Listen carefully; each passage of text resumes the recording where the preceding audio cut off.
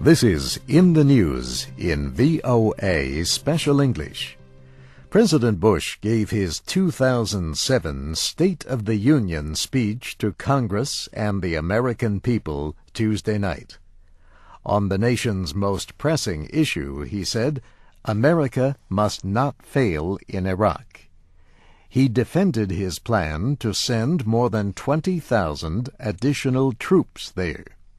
He warned that if American forces leave Iraq before Baghdad is secure, the Iraqi government would fall to extremists. He said nothing is more important to America right now than to succeed in Iraq and the Middle East. On other foreign policy issues, Mr. Bush said the United States will continue to speak out for freedom in places like Cuba, Belarus, and Burma, and continue to call on the world to save the people of Darfur, Sudan. Mr. Bush has 2 years left in office. This was the Republican president's first speech to a Democratic-controlled Congress. On policy issues at home, he announced proposals to help more Americans get health insurance. And he called for a 20% cut in the nation's gasoline use within 10 years to reduce dependence on foreign oil.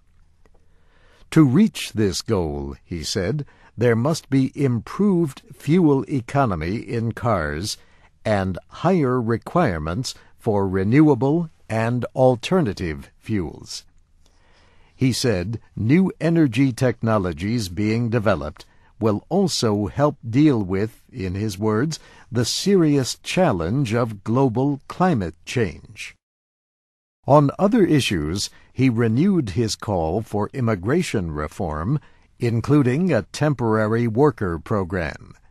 And he said he will propose a budget that would end the federal deficit within 5 years. The president faces low public approval ratings and high disapproval of his plan for more troops in Iraq.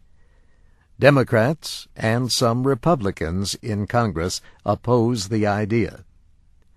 The Democratic Party chose newly elected Senator Jim Webb of Virginia to give its official reaction to the State of the Union speech. His son is a Marine serving in Iraq. Senator Webb called for a new direction, including an immediate move toward strong diplomacy to end the war. On Friday, the Senate confirmed Army General David Petraeus as the new commander of American troops in Iraq. There were no dissenting votes. But that was 2 days after the Senate Foreign Relations Committee passed a resolution to oppose a troop increase as not in the national interest. The measure is without legal force. The vote was 12-9. The full Senate is expected to debate the resolution next week. A similar one is planned in the House of Representatives. At the White House, President Bush said Friday that he chose a plan that he thinks is most likely to succeed. I'm the decision-maker, he said.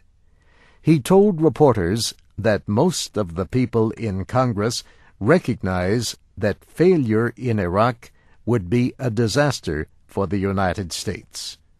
Some are condemning a plan before it has even had a chance to work, he said. In that case, Mr. Bush says, they have a responsibility to put up their own plan.